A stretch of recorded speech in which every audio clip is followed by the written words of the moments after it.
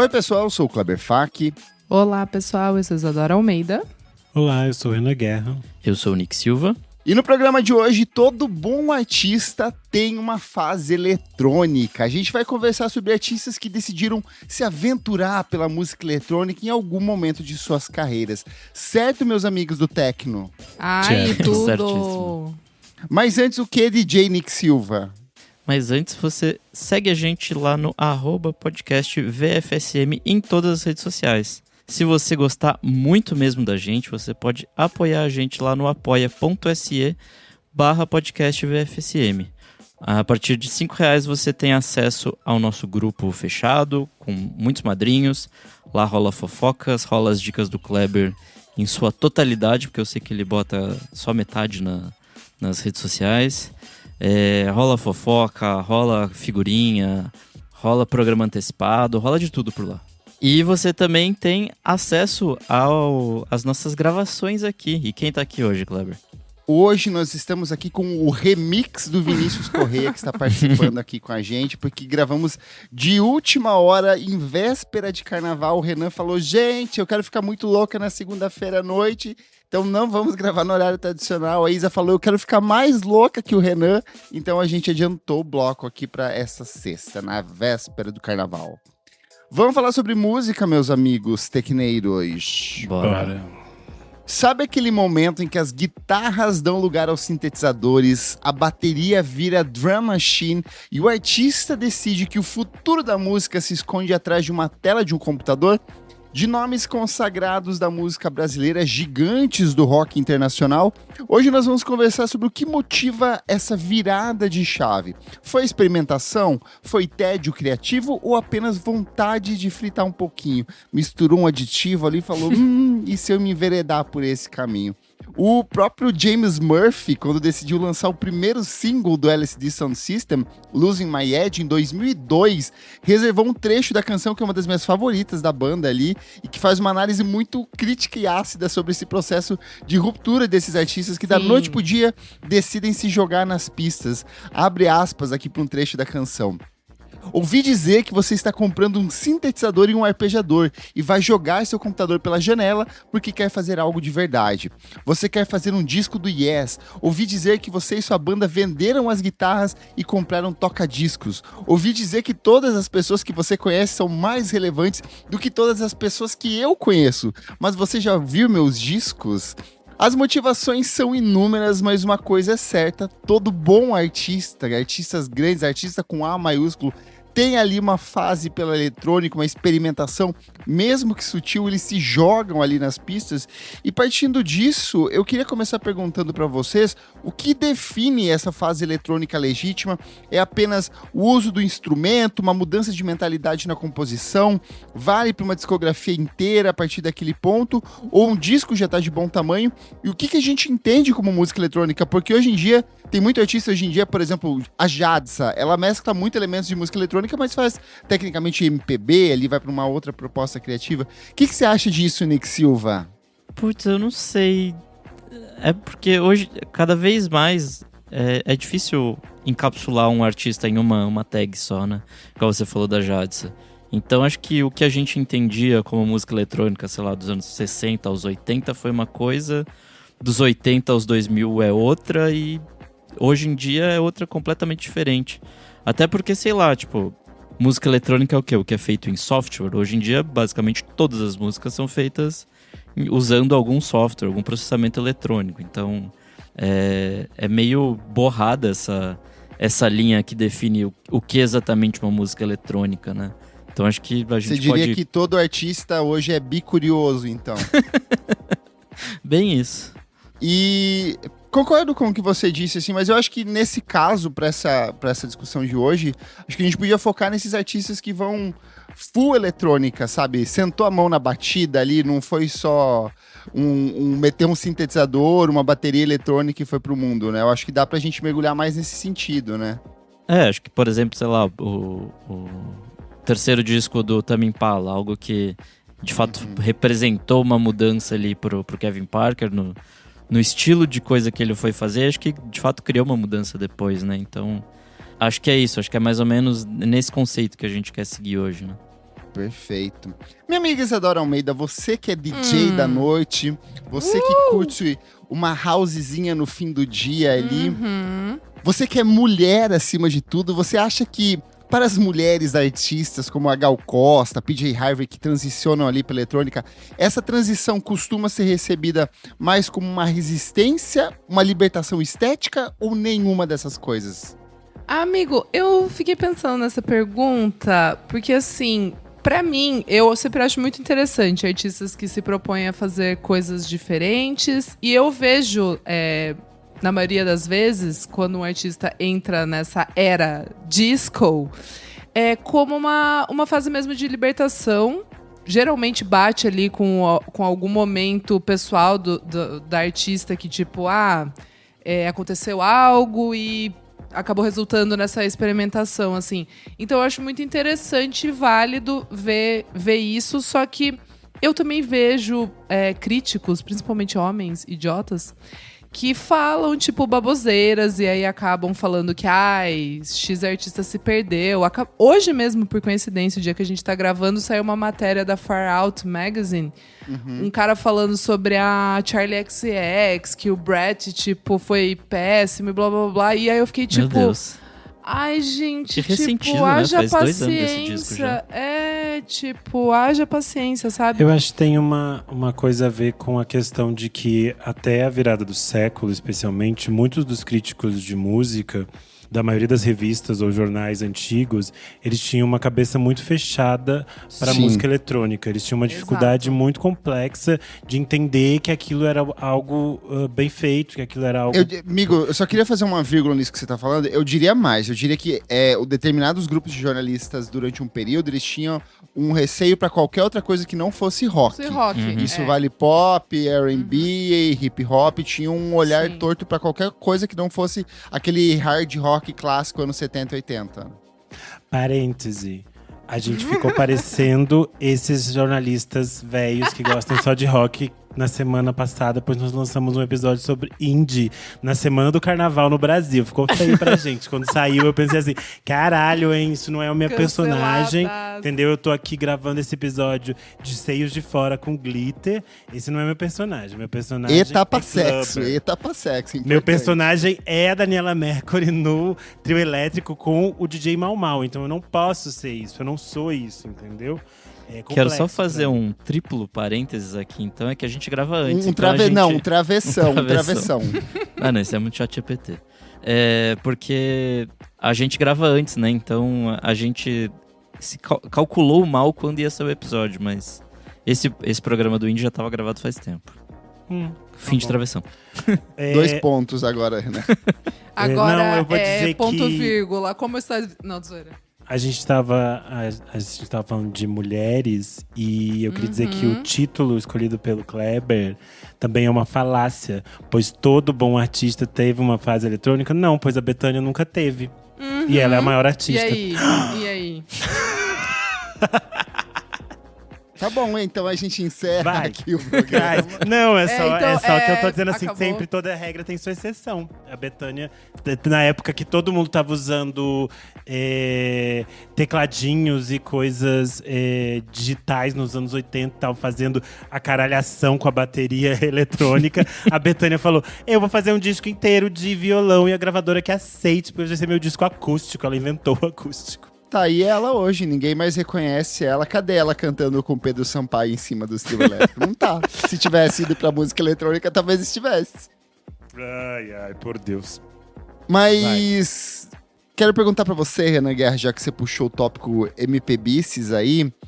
A gente tem nomes como Rita Lee, Daniela Mercury, que você citou, flertando com o gênero nos anos 2000. Você acha que isso foi uma resposta ao que rolava lá fora ou uma busca por modernizar a nossa própria música pop brasileira? Eu acho que tem um cenário em que desde os anos 90 vários artistas que eram muito mais populares já trabalhavam com a música eletrônica.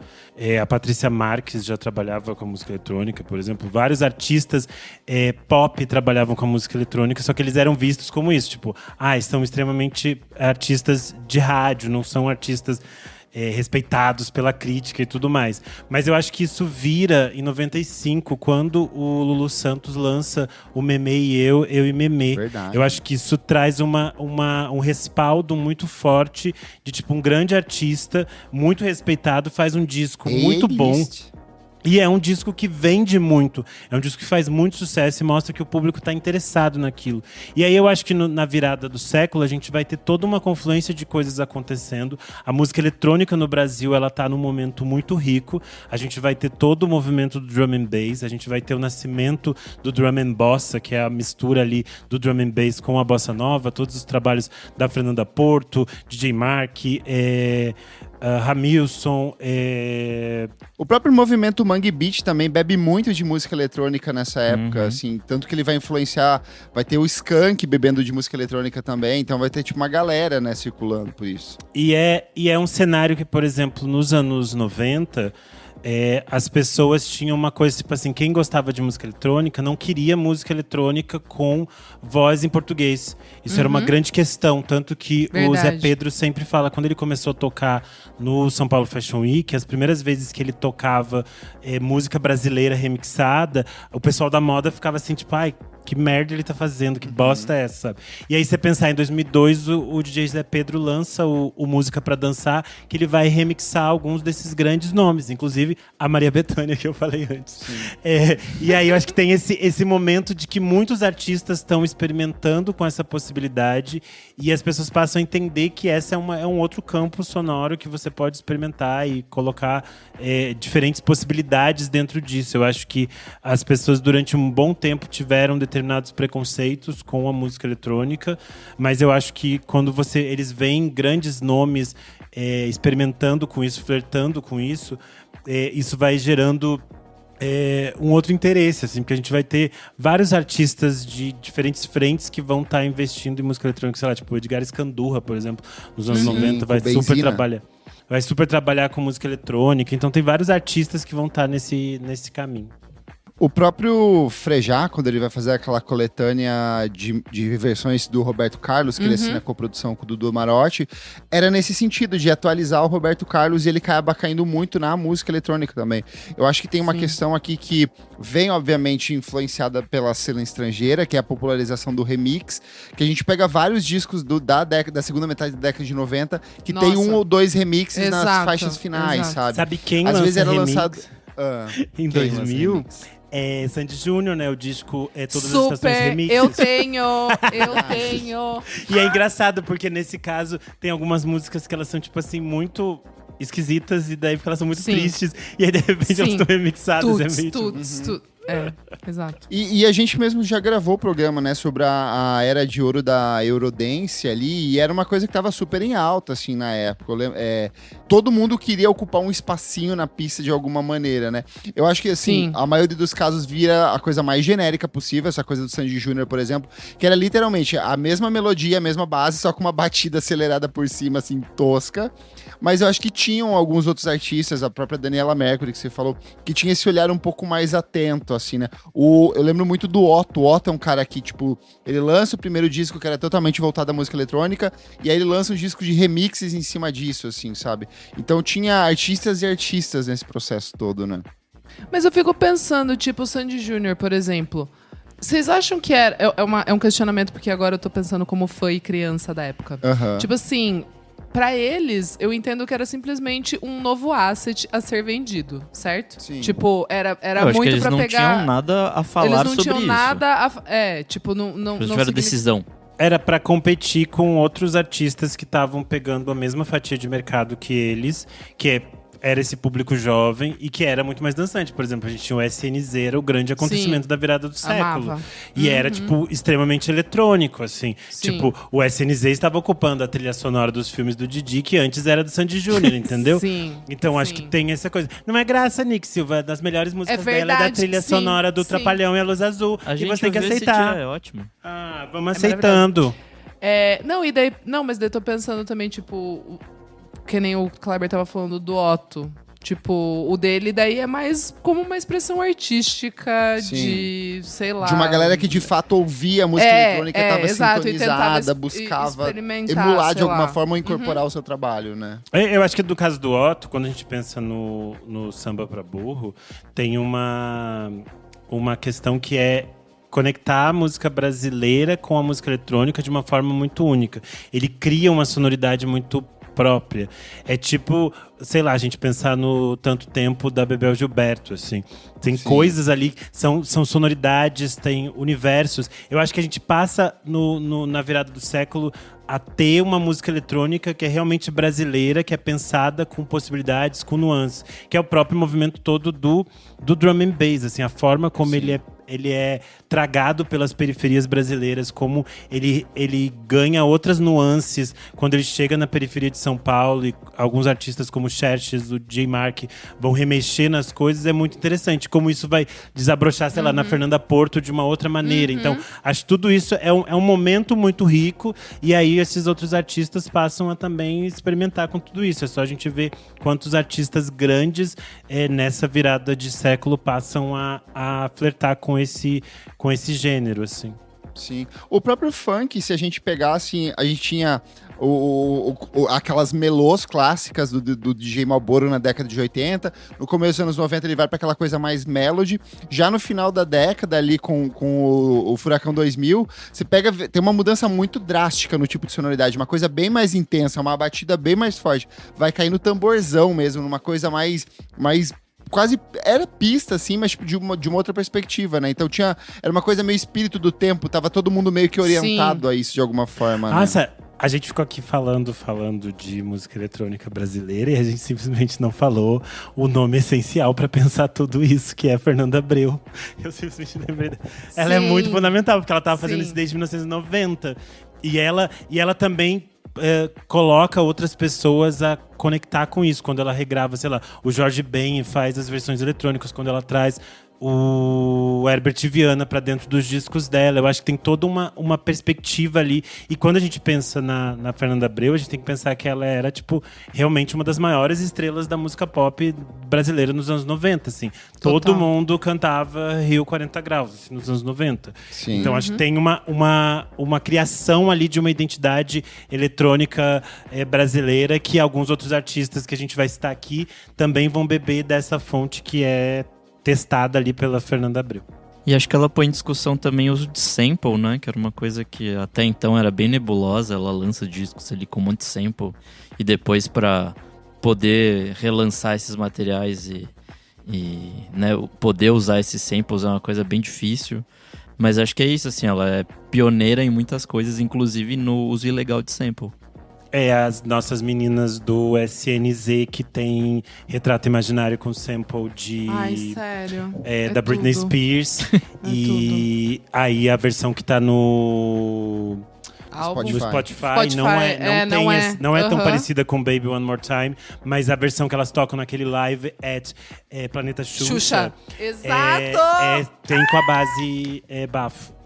Eu gosto muito do remix de Retrato Imaginário que só tem no YouTube, que não tem no Spotify. Isso, eu acho ela muito melhor do que... Nossa. Eu também. Às vezes eu boto pra correr, eu tenho que abrir o YouTube não acha. e correr com o vídeo do YouTube pra ouvir. Corrijam isso, hein? Pelo amor de Deus. É que eu acho que é essa dificuldade de todos os direitos autorais, né? E aí, tipo, hoje em dia, elas estão fazendo culto na The Edge, elas não estão com tempo de... Puta, é verdade. Mas bora lá que a gente separou uma listona aqui de vários artistas que decidiram se aventurar pela música eletrônica. E já que a gente falou de carnaval no começo desse programa, eu quero começar justamente por ela. Daniela Mercury, porque ali no final dos anos 90 ela começou a perceber uma movimentação, ela sempre teve um ouvido muito atento, ela foi uma artista sempre muito atenta ao que estava rolando na música pop de maneira geral. E ela lança em 2001 um álbum maravilhoso que se chama Sou de Qualquer Lugar, onde ela se joga de vez na música eletrônica, assim, de uma maneira um pouco mais sutil até. Foi meu primeiro contato, talvez um dos meus primeiros contatos com música eletrônica, porque a versão que ela faz pra Mutante, da Rita Lee, toca na trilha sonora de Desejo de Mulher. Também. E eu Nossa, acho assim, é maravilhosa. uma das melhores versões, eu acho inclusive melhor que o original. Acho que assim, casou muito, assim, é perfeita essa versão. Eu acho também, acho muito foda. Eu acho Mutante uma música linda, eu gosto de todas as versões. Sim. O disco todo tem uma atmosfera meio Ray of Light, assim, sabe? Ela tava com cabelão, tem toda uma coisa assim, um olhar pra música eletrônica com fundinho de música pop. O axé fica até meio que em segundo plano. Mas ela lança em 2004 Carnaval Eletrônico, que é um disco totalmente voltado pra pista, pra essa mistura da música eletrônica com o axé. É um disco que tem participação de muita gente. Até o DJ Zé Pedro tá nesse disco também, né, Renan? Tem o Memê, tem o Xerxes, que a gente citou aqui. Tem o Marcelinho da Lua, que tipo assim… Só os maiorais. Quem é mais jovem não faz ideia do impacto que o Marcelinho da Lua teve no início dos anos 2000. Tipo assim, a trilha sonora inteira, Dia Diarista, era só todos os remixes do Marcelinho da Lua torando. Ele é maravilhoso. Meu Deus. E aí tem um fato curioso, que esse disco foi recebido de uma forma muito ruim, assim, pelo público. Ela faz o cortejo de carnaval, é vaiado esse cortejo, assim. A galera abre passagem pro trio andar mais rápido, pra não ter que se relacionar com o trio ali. E depois ela faz uma segunda performance, também é vaiado. Parte da imprensa elogia a coragem, mas fica meio dividido, assim.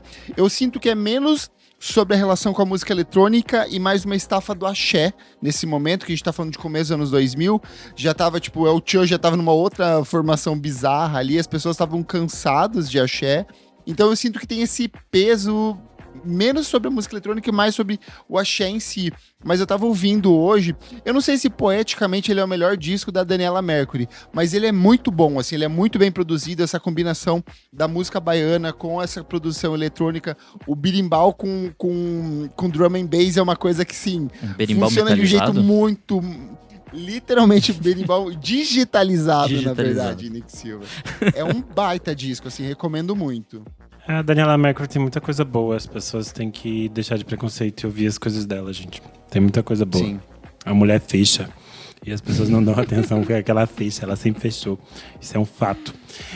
Mas eu acho que tem também toda uma discussão, né, que as pessoas sempre têm de música, o que é uma música de carnaval. Eu acho que isso voltou agora recentemente, nesse carnaval desse ano. Tanto que as pessoas passaram a redescobrir esse disco e essa história toda da Daniela Mercury nas últimas semanas, em função dessa discussão toda, que eu acho que é sempre uma relação complexa que as pessoas têm com a própria questão da música eletrônica. E aí eu acho que eu vou puxar aqui o disco da Gal Costa, que é o Recanto, de 2011, porque ele também passa por uma perspectiva de ser muito mal recebido na época, que as pessoas entendiam que o disco era frio, por ele ser eletrônico e por ele ter todas aquelas batidas quebradiças.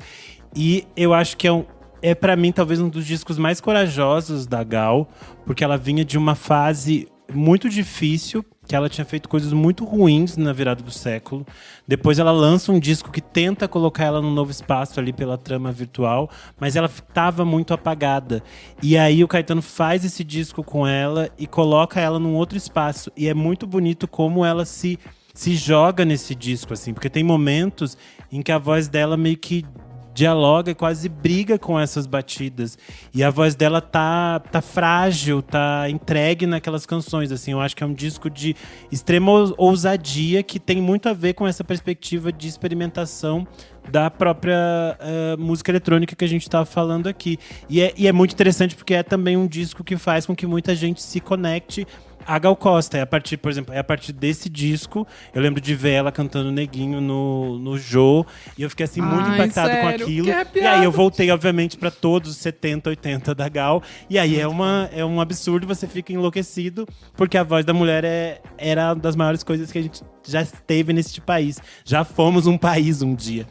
E é um disco muito absurdo quando você reouve, e depois de todas as coisas que a gente descobriu sobre a vida da Gal e todas as coisas difíceis que ela passou nos anos 2000, é ainda mais um disco de coragem, e que eu acho que ela só teve essa coragem porque ela estava com o Caetano Veloso, assim, do lado dela. Então acho que isso é muito, muito bonito. Perfeito, eu amo esse disco. Eu lembro que quando ele saiu, eu acho que eu esperava mais na época. Eu tinha uma outra perspectiva de música eletrônica, outra perspectiva de relação com a obra da Gal Costa. Eu acho que eu dei tipo uma nota 7. E aí quando eu fui fazer os melhores da década, assim, tipo, ele já tava no meu top, assim. Eu acho que esse é um disco muito absurdo, assim, ele foi crescendo muito pra mim. Já que a gente falou dos anos, da virada dos anos 2000, a gente tá falando aqui de cantoras de MPB, eu queria falar da Elza Soares. Porque eu acho que a Elza teve muitos momentos. Eu acho o Do Cóccix até o Pescoço um disco essencial. Tipo, pra mim é o meu disco preferido da Elza, o maior de todos. E aí é muito interessante que a Elza sempre foi essa pessoa muito inventiva, que ela sai do Cóccix até o Pescoço, ela tem tipo esse grande boom que ela é redescoberta, revalorizada em 2002, e aí em 2003 ela simplesmente assina com o selo do Arthur Joly e vai lançar o Vivo Feliz, que é um disco extremamente experimental, assim, que ela se joga muito na música eletrônica. Eu acho assim, por exemplo, ela cantando Computadores Fazem Arte, a versão dela de mais de 7 minutos, ela disputando com aquela... A mesma coisa que eu falei da Gal ali. A voz dela disputando com os beats, com toda essa construção que é quebradiça. Eu acho esse disco, assim, absurdo. E é muito interessante como ela faz o casamento entre música eletrônica, samba e hip hop, que era uma coisa que ela estava muito mergulhada também na virada do século. Eu acho o Vivo Feliz um disco que as pessoas precisam redescobrir, voltar nele. Eu acho que as pessoas ficaram muito paradas nas coisas que ela lançou no final da vida. Tem muita coisa da Elza para se redescobrir. E eu acho que o Vivo Feliz é um desses grandes discos e tem, tipo assim, clipes lindos, tem toda uma estética maravilhosa, sempre a eterna rainha. Eu vou puxar um aqui que foi um dos que me motivou a fazer essa pauta, porque nos últimos anos eu tenho ouvido muito o Earthling, disco de 1997 do David Bowie. O problema do David Bowie é que, assim, ele tem várias fases muito boas, todas muito interessantes, assim, então você fica meio perdido do que é mais relevante dentro da obra dele. Mas Earthling é pra mim o melhor disco hoje da década de 1990. Ele é claramente inspirado pela cena rave, assim. Ele é até um pouco, talvez, antiquado hoje em dia, quando a gente ouve. Você vê que ele tem uma estrutura muito quadradinha, formulaica do que era a música rave daquele período. Mas ele é muito bom, assim. Ele tem umas guitarras absurdas. Tem uma música que é a 7 Years in Tibet, que, cara, é a base do que é o TV on the Radio. Se você for ouvir as vozes, o jogo da guitarra, da batida, ele é um disco que cresceu muito pra mim. Nessa época, o Nine Inch Nails era uma das bandas mais estouradas dos Estados Unidos, eles já eram gigantes, headliner de Lollapalooza, eles eram, tipo assim, a banda do momento na cena norte-americana. E o David Bowie fala pro Trent Reznor, você não quer abrir os meus shows? Uau! E ele falou assim, cara, em qualquer momento, qualquer banda daquele momento falaria, cara, não, você... já passou seu ponto. Ele falou que ele ficou muito honrado e ele abre toda essa turnê de shows do Earthling. Ele canta no I'm Afraid of Americans, eles dividem o clipe, assim. Esse clipe é ótimo. Esse é clássico. Esse é clássico. Esse disco tem participação do Moby. Cara, é o David Bowie, assim... Eu acho que a melhor coisa que ele vai lançar depois, assim, é o The Next Day, lá em 2013, assim.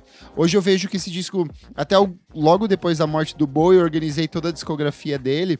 E aí não dá, esse disco ficou, sei lá, em 15º, 16º, mas é porque o Bowie tem muita coisa boa, muita assim. coisa. Mas assim, eu sinto que ele é um disco que quanto mais eu ouço, mais eu me conecto com ele de alguma forma, sabe?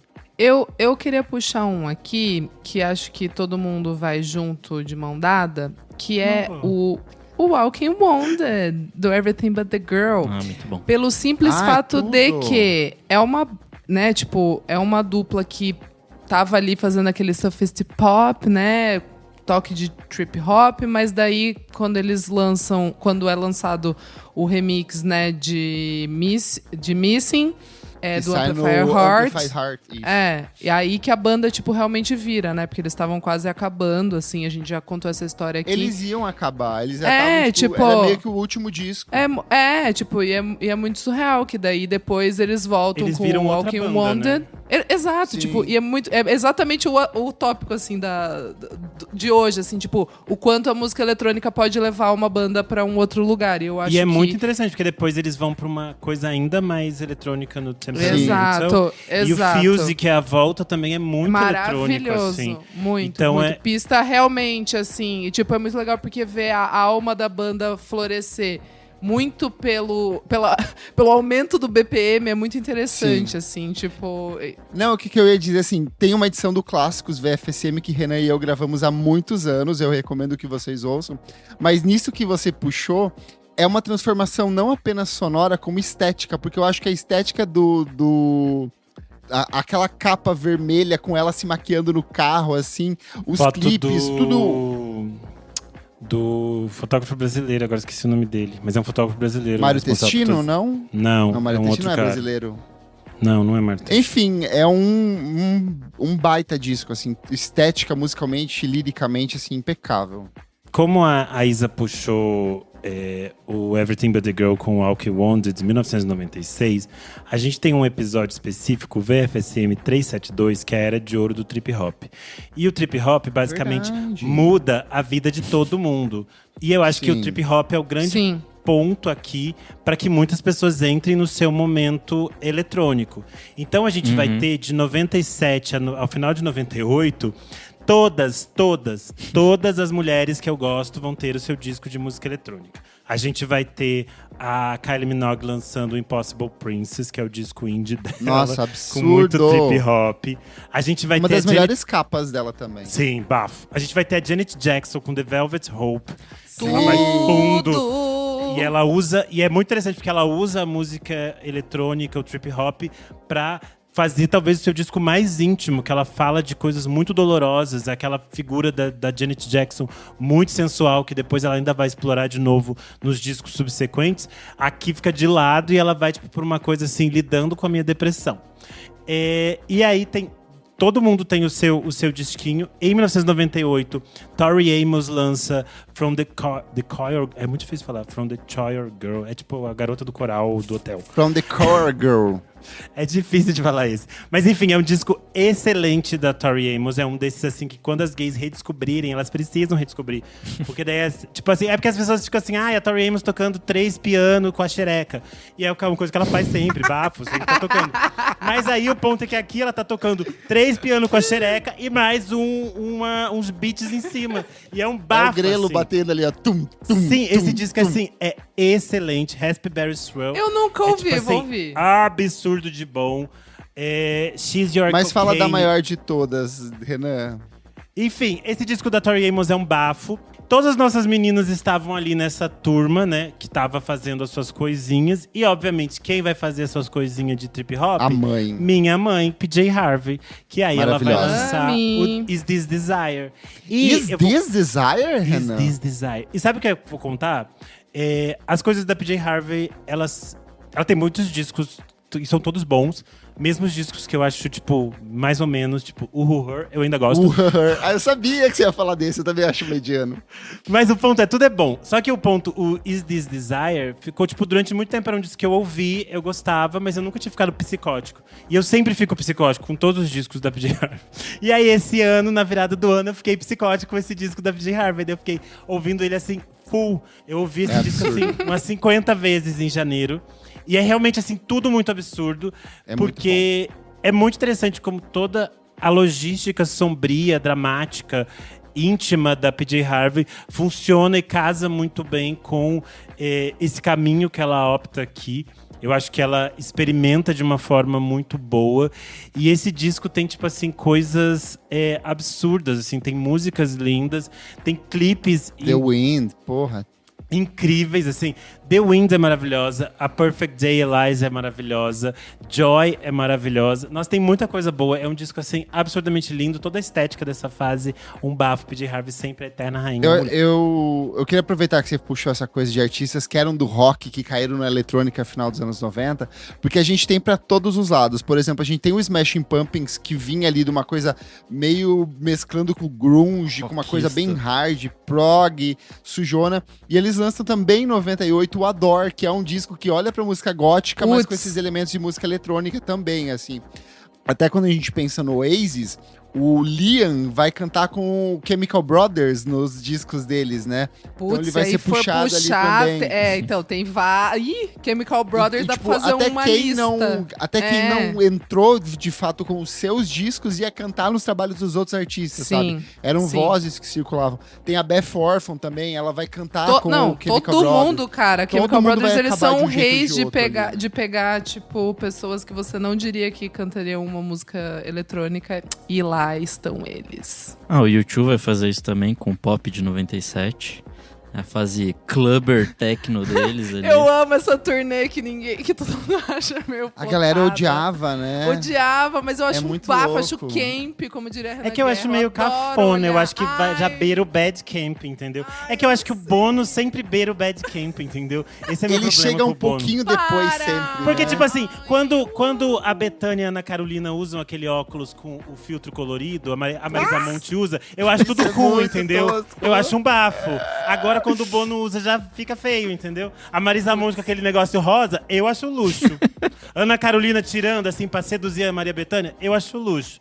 Agora, já no Bono, já fica feio, entendeu? Já comprei. Ah, eu preciso baixar esse disco pra ouvir de novo. Ai, falando. Ai. E Ana Carolina também tem sua fase eletrônica, agora eu lembrei. Tem aquela Eu Comi a Madonna, tem todas umas verdade. coisas que ela faz show com o DJ Zé Pedro, ele remixa as coisas dela ao vivo, Gente, ela não cantava. lembro Eu também não, disso. É um eu bafo. não sabia disso. Não sei se um dia eu já Eu soube. não. Ai, você não Isso. respeita a história da mulher Final dos anos sapatão 2000, masculinizada. né? É final dos anos 2000 já, começo dos anos 10, né? É mais eu acho que é meio dos anos 2000 ali que eles se. Que eu lembro de ver ela na Hebe cantando essas coisas. Ai, que saudade. A Hebe prestava um serviço tão forte pra música eletrônica, né? E. E não só. E não só. Statement do programa é Statement. esse. Ai, mas é verdade. Ela fazia. Eu tava vendo hoje um TikTok da Gal cantando Nuvem Negra na Ah lá. Hebe. A Hebe era muito Ah lá. perfeito. É a maioral, porra. Beijando Ai, a Rita Lee. saudade, sério. Já que você falou em Rita Lee, vou puxar aqui o 3001, disco que ela lança em 2000. No final dos anos 90, ali, a Rita Lee volta a ser um objeto de destaque. Ela passa por aquele downgrade ali no final dos anos 80, começo dos anos 90. Ela faz uns discos horríveis, bizarros, que inclusive tem um monte de gente estão relançando agora em vinil. Eu acho um desperdício de plástico, tempo e dinheiro isso. São trabalhos asquerosos, mas ela volta tava muito. ali... Era uma fase dark, ela tava muito ruim de droga. E ela própria Ela fala faz no que ela livro. separa do Que ela do tinha Roberto. contrato e ela tinha que cumprir. Nem ela gosta desses discos. Cara, são vamos discos respeitar a muito história ruins, dela. assim.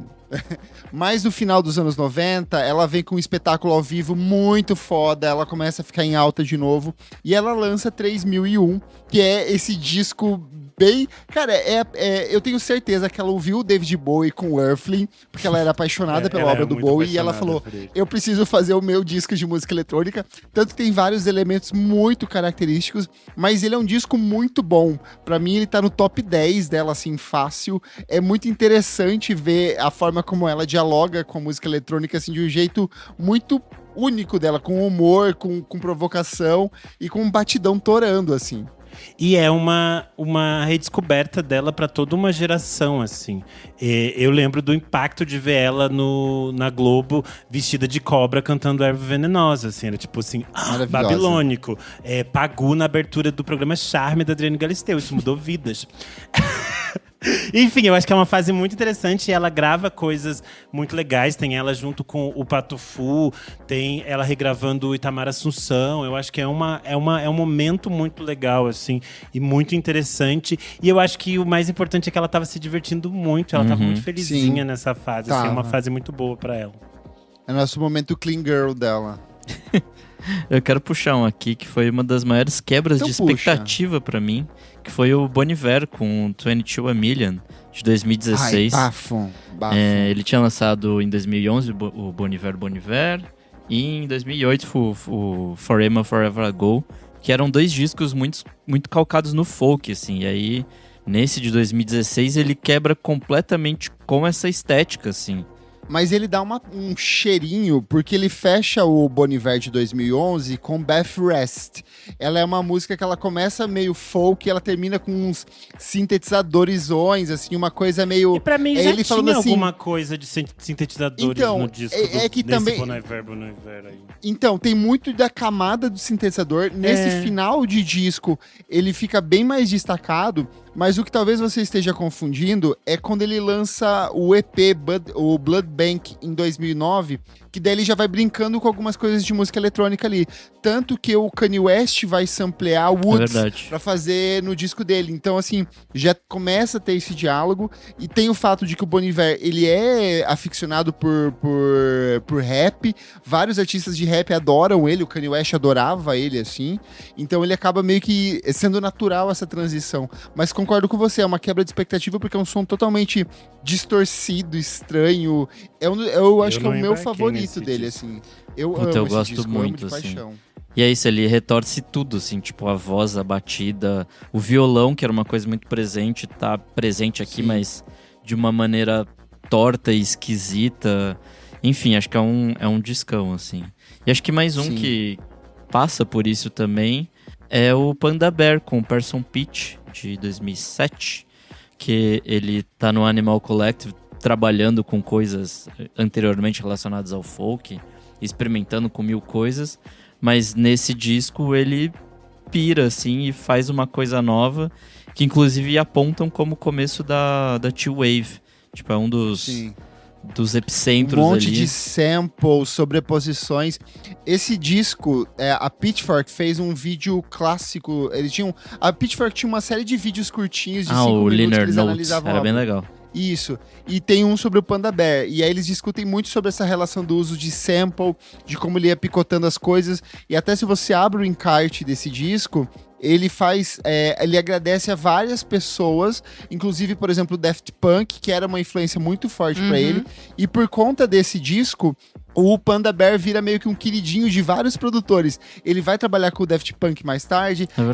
Meio que vários artistas vão chamar ele pra cantar posteriormente seus discos por conta desse disco que é mais focado na música eletrônica mesmo, ainda que muito psicodélico. Gente, eu queria citar aqui, mas só lembrando, assim, que, tipo, a minha banda favorita da vida, que é The Strokes, teve seu momento ali. Foi muito interessante, tipo, ouvir o Angles, mesmo que é um álbum que a galera não gosta muito, mas, tipo, ouvir Machu Picchu, tipo, eles experimentando um pouco, assim, com algumas bases eletrônicas. E aí depois mesmo Come Down Machine, com One Way Trigger, 80s Come Down Machine, tipo... Tem várias músicas que eu acho bem interessante, assim, porque eu cresci ouvindo ali, as guitarras... Liga. Por exemplo, a minha música favorita deles é Heart is Playing. É uma batida eletrônica ali de fundo, sim, sabe? Sim. É que é um pouco mais orgânica, vamos colocar assim, entre aspas. Mas é que depois, quando eles embarcam realmente, né, tipo, no Angles e no Come Down Machine, eu acho muito legal, assim, parar quando eu volto pra ouvir a discografia, assim, e ver onde eles chegaram. E acho que também muito pelo Julian, também. E onde eles fazer chegaram, o phrase. amiga? Agora no fundo do... Não, zoeira. Ei, para. Mas é muito legal também o Julian com o Phrases for the Young, né? Quando ele lança esse álbum, tipo, dá pra ver que ele é bem eletrônico, com The Voids, tem umas loucuras. O Julian também sendo esse vocalista pra músicas eletrônicas, com o Daft Punk, tipo, uma das músicas dos anos 2010 ali, acho que das mais famosas do Daft Punk, assim, virou bem um hit. O Julian cantou em outras faixas de galera de eletrônica também, então eu lembrei aqui, gostaria de citar. O Vinícius Correia, nosso ouvinte, citou aqui o Sufjan Stevens com Age of Adz. Tá aqui na lista. Tá na lista. E é um disco muito interessante, porque eu, por exemplo, não vou nas coisas lá do início da carreira do Sufjan Stevens. Não gosto de Seven Swans, não gosto, né, de Michigan. Você não gosta de Seven Swans? Não é que eu não gosto, não é tipo assim, não vai muito, não vou. É que você não é americana, por isso. E aí eu gosto muito do Illinois. Eu gosto muito do Illinois. É bom. Só que eu lembro que eu fiquei completamente psicótica quando ele lançou o All the Lies People, em 2010 também. Que é o EP, né? Tipo, um EP que é um disco, né? Porque dura 300 horas também. Dura 1 hora. É bem maior que a metade dos discos que as pessoas lançam. E é maravilhoso, só que é, tipo assim, muito orquestral. E aí, tipo assim, violino estourando, e violino torando, e violino torando. E aí, no mesmo ano, ele simplesmente pega todos esses violinos torando e diz: vamos tacar 10 camadas de música eletrônica e barulho em cima. E aí eu falei, é isso que o meu menino vai fazer. E é isso que a gente quer. E The Age of Adz, eu acho assim, tipo assim, uma das coisas mais absurdas dos anos 2000. Acho um disco incrível. Acho que todos os momentos funcionam, assim, tipo, Impossible Soul com seus quase isso que eu ia 30 minutos. falar. É tipo assim. Esse disco tem a melhor música de 25 minutos e 34 segundos já feita até hoje. Assim, eu acho Impossible Soul o fechamento perfeito pra esse disco.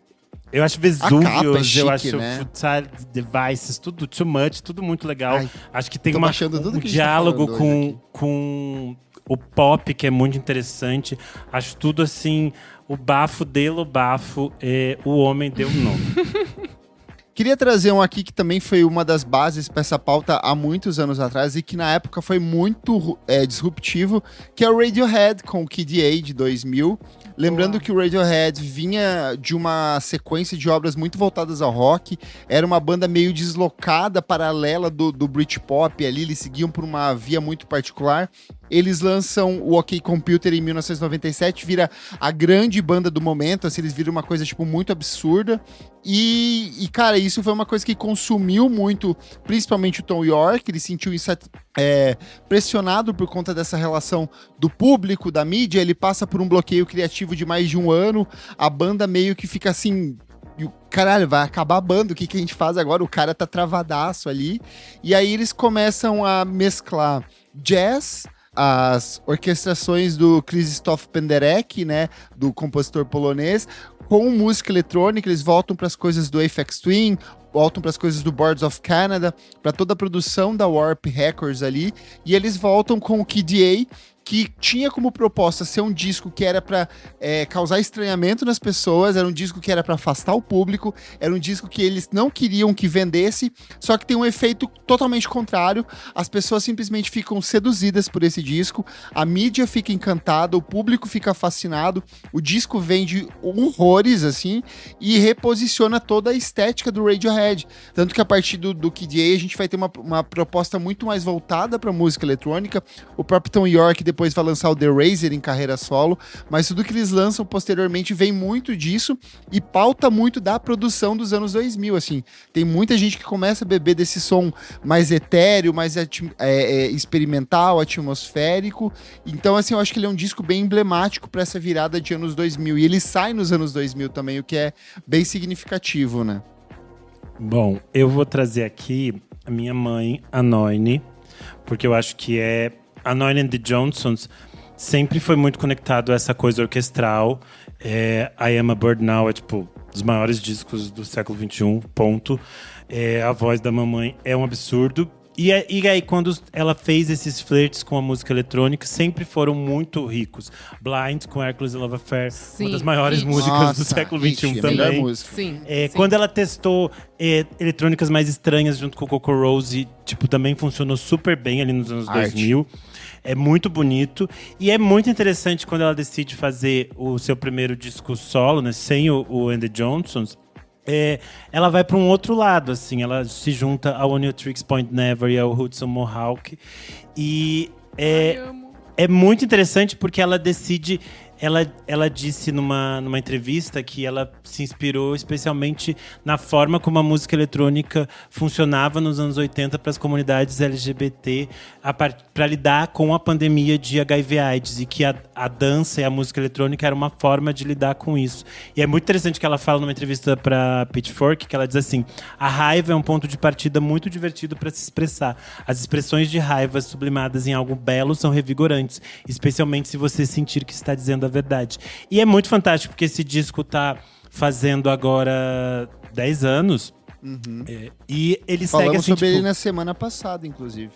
E ele é, tipo, um dos discos mais absurdos, porque ela basicamente fala todos os temas que são extremamente centrais em discussões geopolíticas da atualidade. São coisas que a gente está cada vez mais discutindo, são questões que a gente vai cada vez mais discutir.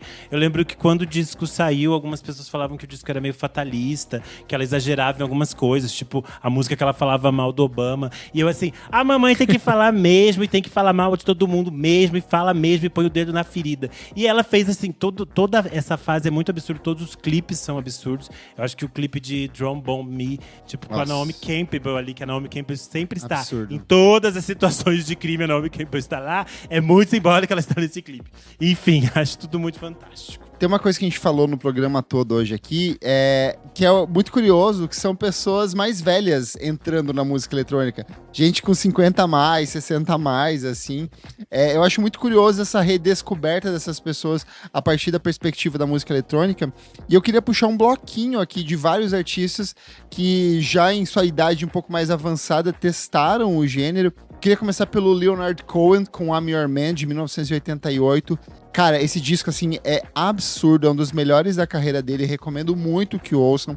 Chiquérrimo, é um disco todo feito ali no sintetizador, num acabamento meio europop, assim, incrível. Tem o Neil Young com o Trans, de 1982, que é um disco de synth country futurista. É um álbum que dividiu muitas opiniões na época, mas hoje eu acho que é meio que consenso que a galera curte. O Paul McCartney vai testar uma coisinha ou outra ali no McCartney 2 de 1980.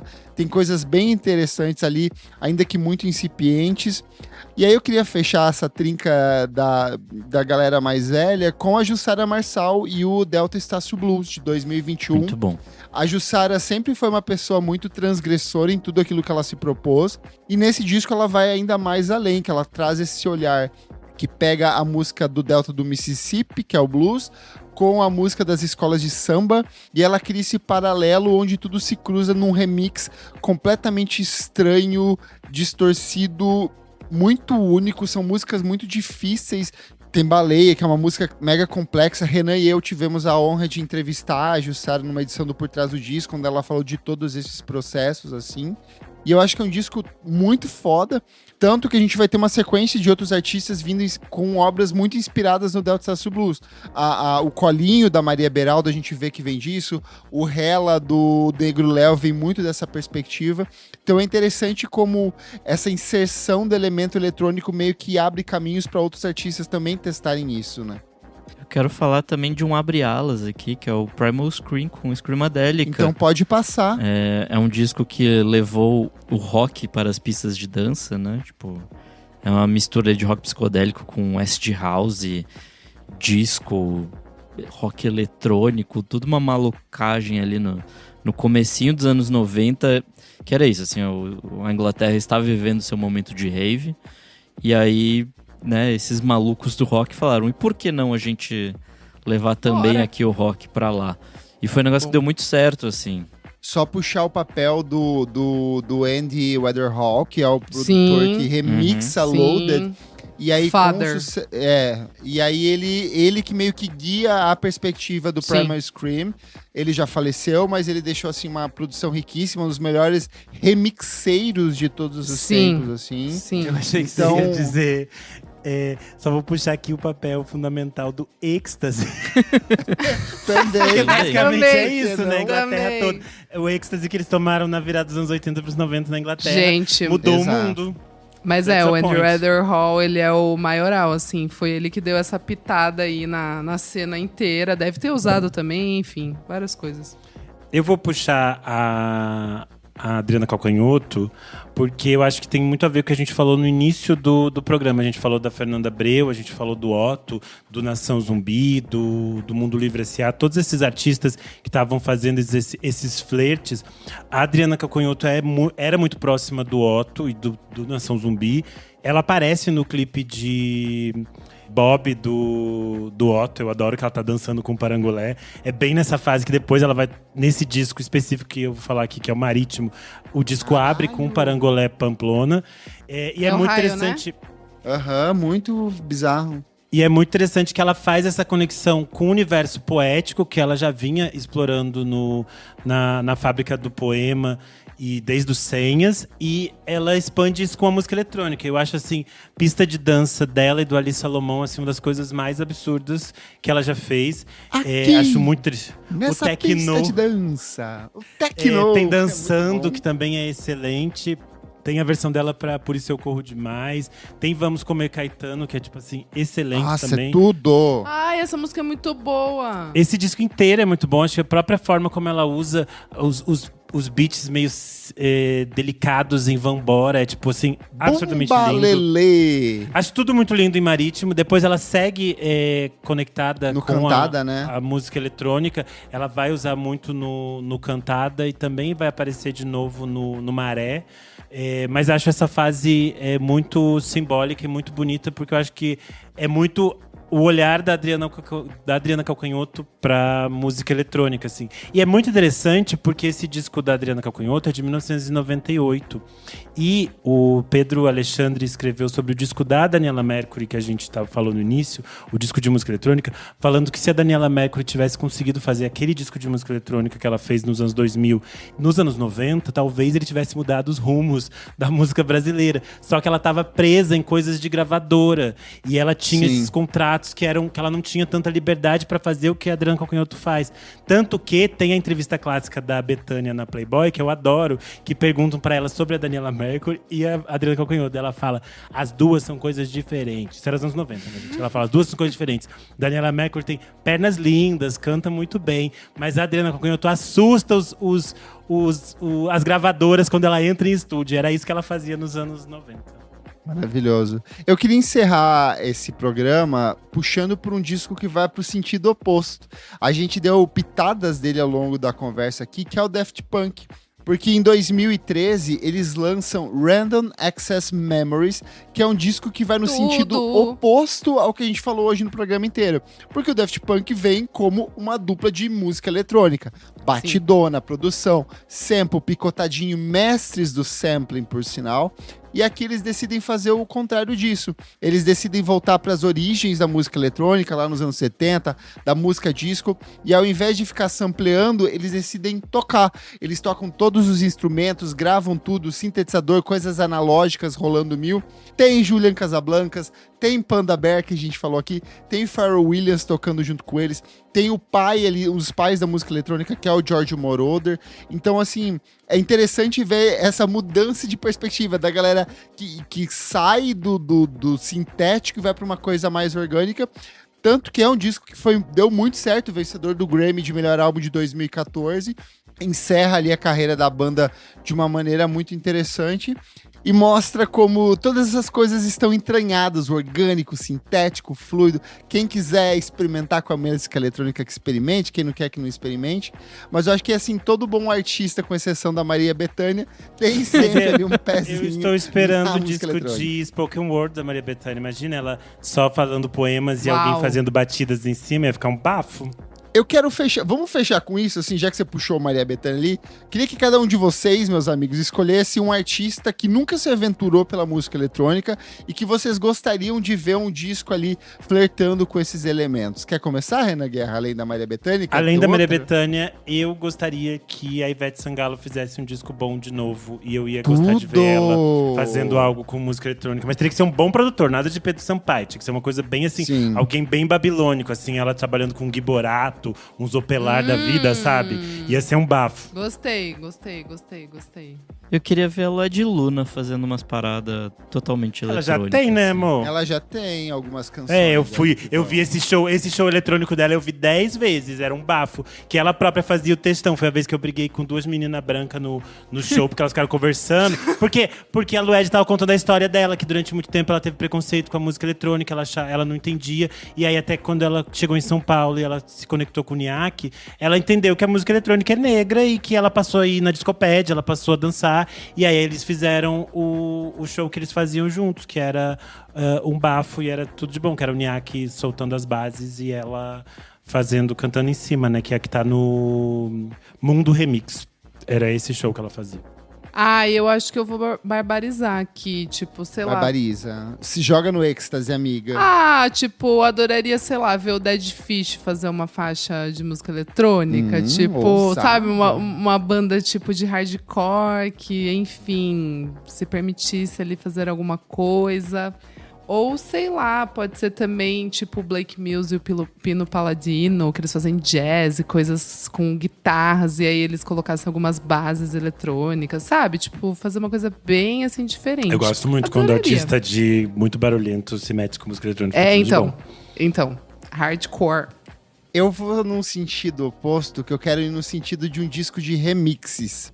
Ah, Porque tá bom. o Jamie XX, quando ele trabalhou com o Gil Scott-Heron, ele fez o absurdo. We Are New Here, que é assim, Sim. é um dos melhores discos de remixes de Sim. todos os tempos. Sim. Eu acho que ele deveria investir nesse formato Gostei. e pegar outras vozes negras que têm algum contato com a música eletrônica de um jeito ou de outro, mas que nunca caíram de vez nas pistas. E eu fico pensando muito nele pegando uma Whitney Houston da década de 80, o primeiro disco da Whitney retrabalhando nesse sentido mais eletrônico, igual ele fez com o Gil Scott-Heron, ou se ele pegasse o próprio Bobby Womack também, que foi um cara Tá que voltou bom. ali nos anos... Aham. Eu queria ver ele pegando esses nomes importantes da música negra e Gostei. trazendo esse toque especial, assim, sabe? Quem sabe até um Milton Nascimento ele não pudesse pegar ali pra retrabalhar. Responsa. Chique. Nossa, isso seria. Você desse ideia, seria um bafo se a Romy fizesse isso com o Beverly Glenn Copeland, que o sample sim. que ela fez ficou um bafo já. Ficou um e bafo. seria um bafo se ela fizesse isso. Seria tudo. E você que está ouvindo, o que você acha dessa relação de artistas e músicas eletrônicas? Você acha que todo artista bom tem um pezinho na música eletrônica em algum momento? Ou você acha que só Maria Bethânia aqui não? Vá lá no nosso Instagram, na edição desse programa, e conta pra gente o que você acha de toda essa maluquice aqui. Certo, meus amigos? Certíssimo. Vamos pro próximo bloco do programa, Não Paro de Ouvir.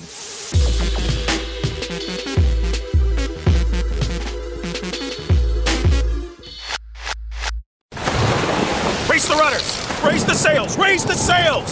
Captain, an unidentified ship is approaching. Over. Roger. Wait, is that an Enterprise sales solution? Reach sales professionals, not professional sailors. With LinkedIn ads, you can target the right people by industry, job title, and more. Start converting your B2B audience today. Spend $250 on your first campaign and get a free $250 credit for the next one. Get started today at linkedin.com/campaign. Terms and conditions apply. Chegamos ao nosso segundo bloco do programa. Não paro de ouvir. Renan Guerra, que bloco é esse? Neste bloco a gente dá dicas quentinhas. Qual que é a sua dica quentinha de hoje? Adoro dicas quentes. Bom, eu tô com poucas dicas hoje, mas vamos lá.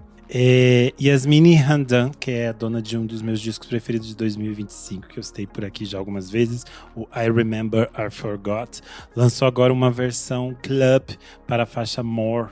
E aí foi um remix assinado pela Dina Abdelwahid, que é uma DJ da Tunísia. E ficou muito interessante, ficou meio dark, assim, meio dramático, eu gostei bastante. E eu acabei ouvindo bastante nesse último final de semana. But eu quero oficialmente falar do disco novo da Peaches. Depois de 11 anos, a Peaches voltou com No Lube, So Rude. Pra quem não conhece a Peaches, ela é meio que um dos nomes ali centrais do Electroclash na virada do século. E no início dos anos 2000 ela vai transformar e bagunçar, digamos assim, as sonoridades desse universo. E eu acho que a Peaches sempre teve um caráter muito direto e livre para falar sobre sexo, sobre corpo, sobre diversidade sexual de uma forma muito verdadeira. E aí eu acho muito interessante que ela passeava pelos mais diversos universos, então ela estava em grandes festivais, ao mesmo tempo que ela estava tocando em balada queer super suja em algum inferninho, ao mesmo tempo que ela estava, sei lá, morando com a Feist e fazendo música junto com a Feist, ela estava fazendo feat no disco do Caswell, assim. Então é muito interessante ver ela de volta depois de 11 anos. Agora esse ano ela vai abrir alguns shows da Robyn. Inclusive ela até falou que tinha gostado muito da faixa título Sexistential da Robyn, que ela estava muito apaixonada, e acho que tem muito a ver com o universo temático que ela está tratando aqui nesse disco, que ela vai falar um pouco sobre liberdade sexual, sobre o desejo e o prazer quando você vai envelhecendo, toda uma perspectiva de lidar com toda essa liberdade sexual, esse corpo de uma mulher que durante muitos anos usou isso como suas plataformas e como ela lida com isso nesse universo. Sonoramente tem muito a ver com o Electroclash clássico que ela fazia nos anos 2000, mas acho que tem muitas profusões de diálogo aqui com coisas modernas que têm sido feitas dentro do universo da cena noturna, queer e trans, e acho que ela faz essas intersecções de uma forma muito positiva. Eu acho que num tempo em que as pessoas estão ficando cada vez mais pudicas. É muito bom a gente ter de novo a Peaches gritando sexo num disco. Então fiquei muito feliz com o retorno de Peaches, No Lube So Rude. E hoje eu sou assim, pitica. Boa, eu vou antes do Kleber porque eu também tenho poucas dicas. Minha primeira dica é a May Simones, que é uma artista norte-americana com raízes japonesas. Já falei dela no ano passado, que ela lançou um disquinho chamado Animaru, que é bem legal. Ela tem uma misturinha de bossa nova, jazz e coisas do tipo, assim. Ela anunciou um EP que chama Kuragi, que vai ser lançado no dia 10 de abril. Como anúncio, ela soltou a primeira faixa desse EPzinho, que chama Koneko. E tem a participação da brasileira Liana Flores, meio brasileira, meio britânica. Eu gostei bastante dessa faixa e até voltei a ouvir o disco da Liana Flores, que é lá de 2024, é bem bonitinho. Se vocês não ouviram e gostam dessas coisinhas meio bossa nova, jazz, vão nessa que é bem legal. Nossa, Liana Flores, a cara dela é de alguma menina qualquer nascida na Zona Sul Carioca e eu tava esperando outra coisa. Agora eu olhei a cara dela e fiquei um pouco surpresa com Liana Flores. Não era esse rosto que eu esperava. Esse disco tem uma faixa com Tim Bernardes. Eu não sei se eu cheguei a falar desse disquinho aqui, lá em 2024, mas é bem bonzinho. Minha segunda dica é uma dica que o Kleber me passou, que é o My New Band Believe, com Numerology. Essa é a banda do ex-integrante do Black Midi, o Cameron Picton. Ele também anunciou o primeiro disco desse projeto, que vai ser lançado no dia 10 de abril. É um disco homônimo, né? Então recebe esse mesmo nome. Eu gostei bastante, assim. É uma coisa bem parecida ainda com Black Midi, assim, essa coisa meio frenética, enérgica, experimental. Vai pra vários cantos diferentes, meio explosivo. Achei interessante. Você viu, né, Renan? Agora eu me antecipo, eu dou a dica direto pra ele não ter mais que roubar. Ele tinha lançado... Ele fingindo que o papo não é com ele só seguiu. Não é um vagabundo. Ele tinha lançado no ano passado uma faixa chamada Lecture 25, mas essa música acabou que não vai entrar nesse disco. E minha última diquinha aqui, Jill Scott com To Whom This May Concern. Eu ainda não... muito bom. Fazia o quê? Quase mais de 10 anos que ela não lançava nada. E puta que pariu, que disco foda, assim, essa mistura de soul, jazz, spoken word, rap, numa coisa, tipo, muito fresca, mas ao mesmo tempo, sei lá, meio 90s, assim. Eu gostei bastante desse... 90s. Eu gostei bastante do disco. Enfim, é um disco não exatamente longo, mas ele tem bastante faixas, assim, e transita pra muito lugar, então essa diversidade me encantou bastante nesse disquinho. Achei muito diverso, LGBT friendly. A minha cabeça, toda vez... Eu conheço muitas coisas da Jill Scott e tudo mais, a diva. Só que toda vez que eu penso na Jill Scott, só me vem na cabeça aquele vídeo da Countess Vogue imitando ela, fazendo...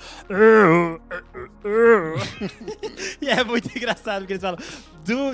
Miss Jill Scott, ela... No, de repente ela começa... Vai lá, Kleber, sua vez. Bora lá, começar pelos singles. Vela Vulto com Meu Final Feliz. Vela Vulto é um quarteto catarinense que eu achei muito bom. Eles têm 2 musiquinhas, essa é a segunda. Ela lembra muito Radiohead da fase The Bands. E eles ainda citam meu amigo Nick Silva, Jeff Buckley, como uma das influências para essa canção, que eu achei muito boa. Também em Santa Catarina, Soro Soro, que eu já comentei aqui, anunciou o primeiro álbum de estúdio, Eu e Você, ou Tudo o que Eu Não Quero Que Você Saiba. O disco sai no dia 6/3, e eles lançaram essa canção que se chama Eu e Você, como alegoria para a Guerra Fria, também muito bom. É um slowcore assim que vai crescendo aos poucos, tem uma musicalidade muito boa, uma banda de Blumenau. Eu havia recomendado a faixa Annalise, O Mundo é da Sua Cor, e volta agora com essa outra canção também muito boa. Visible Clocks é uma dupla formada pelo Spencer Doran e o Ryan Carley. Eles lançaram um dos meus discos favoritos de 2017, que é o Ressemblage, E eles voltam agora com Paradescence e como preparativo para esse disco eles lançaram Disc, que é uma parceria com o Motion Graphics, que é outro produtor bem interessante. Quem gosta de Oneotrix Point Never, essa eletrônica ambiente mais cabeçuda, vai gostar de ouvir bastante isso aqui. Snail Mail, que está com disco a caminho, Ricochet, que sai no dia 27/3 pela Matador, lançou mais uma ótima canção, My Maker, um indie pop bem gostosinho do jeitinho que ela sabe fazer. Tem também Ana Roxanne com Keepsake, compositora, cantora e produtora californiana que transita entre ali a eletrônica experimental, o ambiente e a música de piano. Ela vai lançar o primeiro álbum dela em 6 anos, o último foi o Because of a Flower, de 2020. O disco se chama Poem One, sai pela Cranky, e ela lançou essa balada lindíssima que se chama Keepsake. La Bicifre, importante nome do soul folk inglês dos anos 70, anuncia para os próximos meses o primeiro álbum de inéditas em 28 anos, Unfinished Business. Ele que foi redescoberto por uma nova geração por conta de virais no TikTok, tem algumas músicas dele que tocam bastante lá dentro. É um músico bem importante, assim, um dos grandes nomes da música negra inglesa. E como preparativo para essa nova fase na carreira, ele lançou Far Away, que é uma baita composição. E por último, a nossa diva Jessie Ware com Ride, segundo single do Super Bloom, disco que sai em abril. Cara, eu amei, produção do Stuart Price, que já trabalhou simplesmente com Madonna e Kylie Minogue, e o Karma Kid, que já trabalhou com a Shy Girl e com a Lily Allen. Música excelente, ela usa um sample da música tema do filme Três Homens em Conflito, do Ennio Morricone. Essa coisa meio faroeste, pista, assim, que eu adorei. Mais anos 80, então tô com boas expectativas para esse disco que deve fechar a trilogia da Jessie Ware. Indo pros discos, Fossilization com Advent of Wounds. Meu Deus, que disco maravilhoso. É o segundo álbum da banda paulistana que hoje conta com 2 integrantes, que é o V e o Z. Eles só assinam com a primeira letra de cada nome ali. O disco sai pelo selo italiano Everlasting Spell. E é um misto de death metal com elementos de black metal, um som mega opressivo, denso, homogêneo, assim, é uma pedrada. Eu estou obcecado por esse disco, a capa é muito boa, achei ainda melhor do que o disco de 2021, então, assim, quem gosta de um som pesado, de uma metaleiragem aí, Renan, dá um play nesse que eu acho que você vai curtir, eu sei que você gosta de uma coisa, um rock. Rômulo Frois com Boneca Russa. O Rômulo Frois lançou um disco de homem divorciado, amo. Ele se separou da Alice Coutinho, que foi a esposa e principal parceira criativa dele durante os últimos 15 anos. Eles assinaram muitas composições icônicas juntos. E ele vem com esse disco que chega depois de uma sequência de obras colaborativas com o Thiago Rosas, com o Rodrigo Campos. O álbum se chama Boneca Russa. É um álbum mega triste, assim. Ele canta sobre aquilo que permanece mesmo após o fim dos relacionamentos. E para trabalhar esse disco, ele teve uma decisão que eu achei muito interessante, que ele é um disco feito inteiramente no baixo. Então quem toca é o Marcelo Cabral, que é tipo assim, os maiores baixistas que a gente tem atualmente, só que ele desdobra o baixo de um jeito assim muito único. Tem hora que ele parece um violoncelo, tem hora que ele se transforma meio que numa bateria. Então é um instrumento extremamente versátil dentro desse disco e que ajuda a aumentar essa atmosfera melancólica do trabalho. Por último, nos discos, Gloios com Prensado. O Gloios é um projeto comandado pelo multi-instrumentista Rafael Xavier, e ele vem com esse disco que são 10 composições que tem essa pegada de post-rock, assim. É um disco que dialoga muito com as criações do Godspeed e o Black Emperor, então o Nick Silva talvez você acabe curtindo aí. Tem algumas participações especiais, como a Loviana, Black Tupi e o Vitor Mársula, e é um disco pensado como se fosse um apartamento esmagando a pessoa que vive dentro dele, assim. Então, é um disco que tem essa questão de ansiedade, de opressão. Ele reflete muito sobre temas urbanos, sobre a cidade de São Paulo de maneira geral. Então, eu gostei bastante aqui e fecho as minhas diquinhas. Bom demais. Então vamos para o nosso terceiro e último bloco. Você precisa ouvir isso.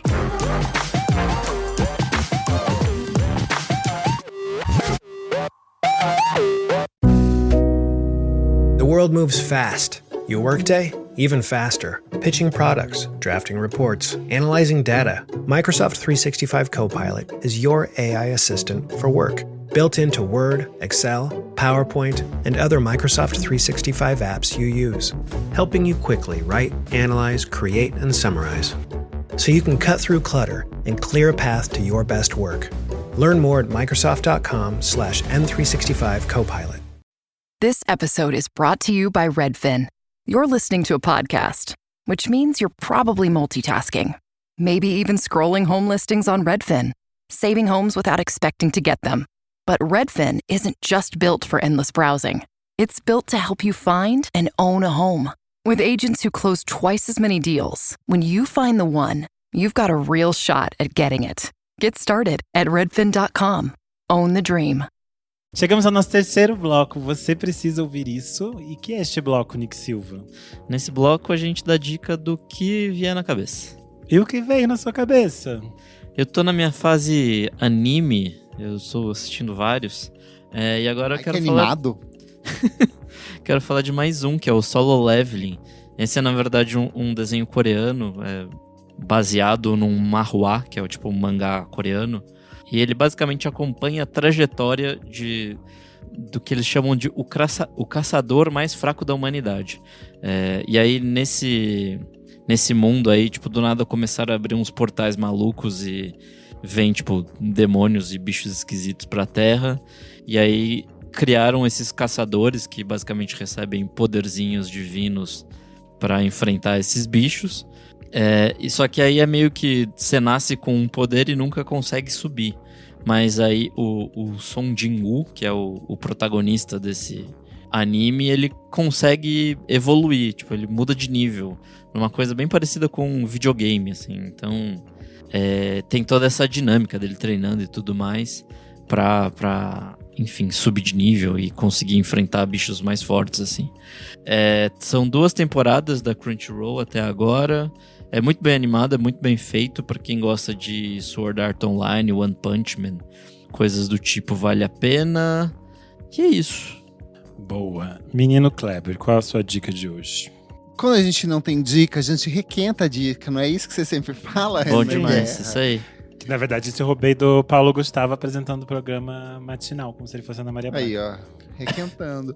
A minha dica é a mesma do Nick na semana passada. Eu comecei a ver Dandadan e tô amando, bom, assim. né? A história é muito louca, a animação, assim, é belíssima. Um abraço aí pro Zé, que também fez esse reforço pra assistir.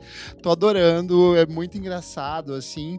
É bem absurdo, assim, o mote da história é completamente absurda. O que motiva os personagens a seguir na jornada é ainda mais absurdo, assim. Porque tipo, é tão bonitinho os dois, ver os dois, assim. E eles vão se formando um casal muito fofo, assim, muito querido. Eu tô apaixonado pelos dois, assim, são um amorzinho. Então, Dandadan, tô assistindo na Netflix, mas como o Nick falou, tem no Max, tem no Crunchyroll, tem em vários lugares aí pra você assistir. Tem as 2 temporadas lá no Netflix? Tem, na Netflix Boa. tem as 2 temporadas. Pior que agora só em 2027, porra. Dá pra assistir outras coisas enquanto. E você, Renan Guerra? Bom, semana passada o carnaval tinha acabado e eu fui fazer aquilo que deveria ser feito, que é chega de quarta-feira de cinzas, é quinta Bratz. E eu fui para o cinema assistir The Moment, o filme falso documentário da Charli XCX sobre o universo Bratz, dirigido por Aidan Zamiri. Eu adorei, eu fiquei assim, bratizada, realmente muito feliz com esse encerramento dessa era. O filme, como a gente já tinha, as pessoas já sabiam, ele era tipo esse falso documentário, né, que a gente chama de mockumentary, e ele tem alguns atores bem famosos que participam do filme, como a Rosanna Arquette, o Alexander Skarsgård, e algumas participações especiais que vão surgir durante o filme, como a Kylie Jenner ou a Rachel Sennott. Várias pessoas aparecem, até o Fantano aparece no filme. E é muito interessante porque ela pegou todo esse universo que foi essa transformação do Bratz em um grande acontecimento, o Summer Bratz, e todas as piadas em torno disso, e transforma isso num documentário que é tensiona a própria relação dela com a indústria, mas também fala muito da forma como a indústria lida e olha para essas cantoras pop de forma geral.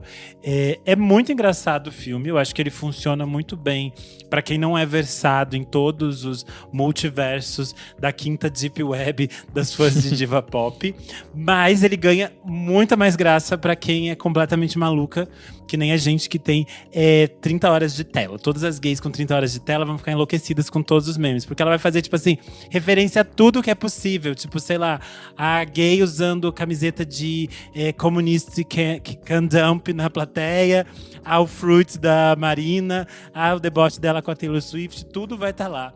Então tem muitas piadas que você fica assim, meu Deus, eu entendi a referência.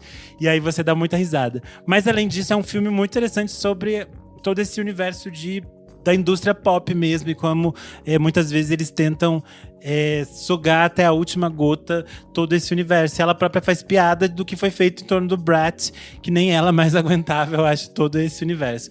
E além disso, ela tá maravilhosa, mas o Alexander Skarsgård pra mim está, tipo assim, num nível completamente absurdo, assim, ele tá realmente muito bem. Ele assume um nível de maluquice, assim, de tipo comédia muito bom. Ele tá um nível, assim, sei lá, Ben Stiller e Zoolander, assim, foi a primeira coisa que eu me lembrei, porque é muito exagerado, e daí ele fica sendo... Ele faz uma logística meio assim, um homem que é obviamente descompensado e não sabe lidar no universo com mulheres, mas ele quer fingir que ele tá tipo assim, eu sou muito moderno e entendi como lida com mulheres nessa nova indústria, vou ser muito respeitoso, mas na verdade ele é um cuzão.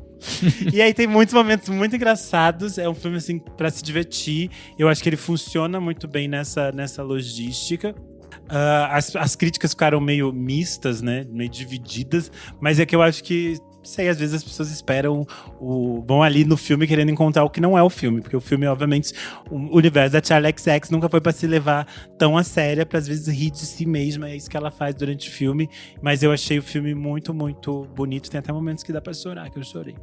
Enfim, maravilhoso. E não levem ninguém que tenha epilepsia pro cinema, tá, gente? Porque desde a primeira tela é assim, tchac, tchac, tchac, tchac, luz e luz e luz, e pisca, pisca, pisca, tá bom? Comentários referentes à última edição do nosso podcast, os melhores discos de 2016. Muita gente empolgada aqui, muitos comentários. Vou começar pelo comentário do Tyler, que olhou para a capa do podcast e falou assim: o Joanne ali meramente ilustrativo. As pessoas ficaram muito impactadas com o Joanne, algumas pessoas responderam na minha DM.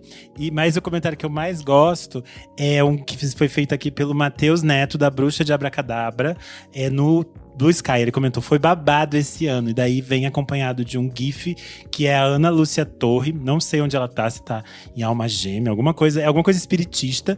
E aí ela está, a legenda diz: Tia Joanne, a senhora está aí, preciso compor o álbum novo. Quem também falou da Joanne foi o Haroldo Vaz. Ele falou, os melhores discos de 2016 e Joanne. Aqui também no Blue Sky, o Poseidon Baiano, consorte de Iemanjá, comentou: só a montagem da capa já me fez me sentir um idoso. Já fazem 10 anos desses discos. Puta merda.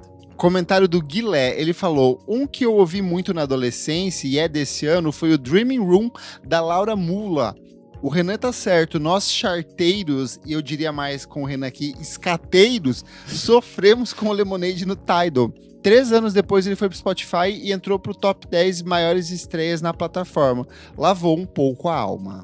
No Instagram, o Igor Luney comentou: olá, meus amores, o ano de 2016 envolvendo música foi muito especial para mim.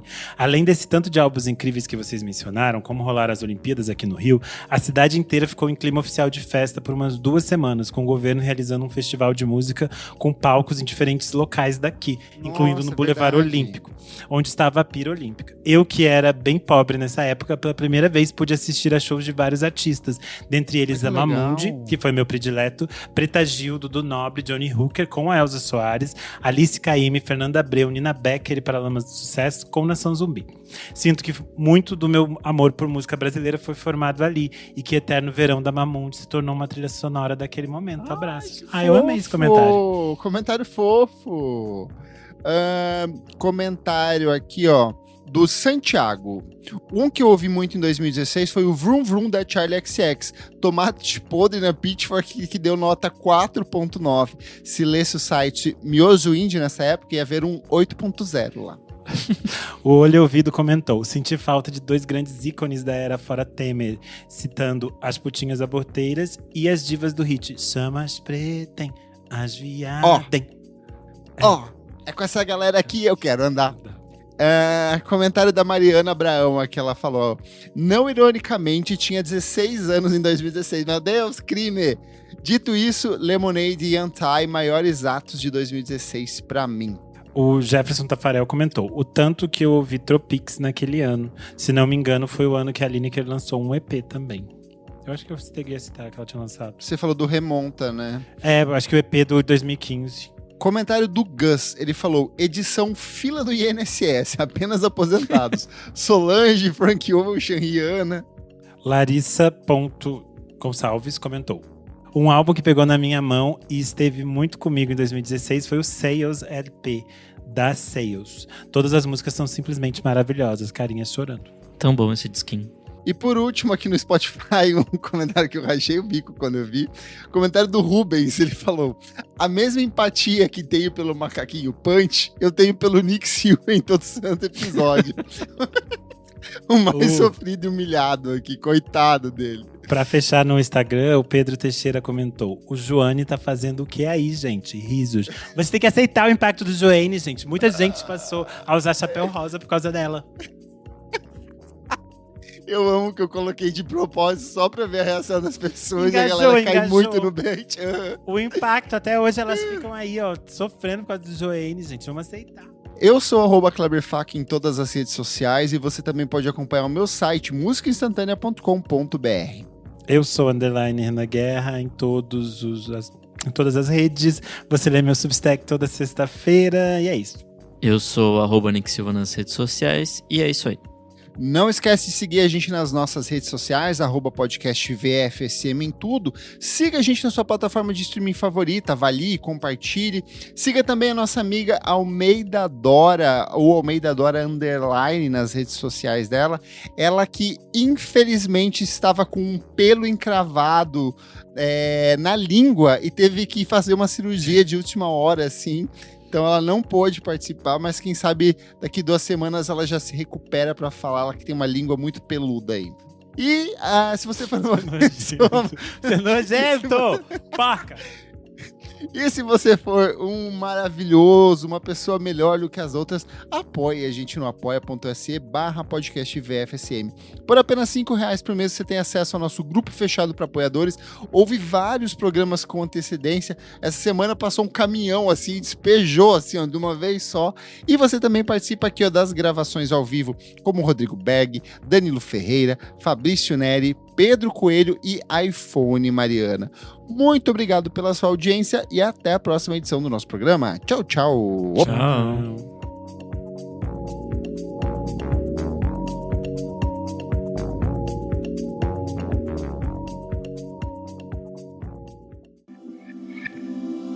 Esse podcast foi editado por Nick Silva.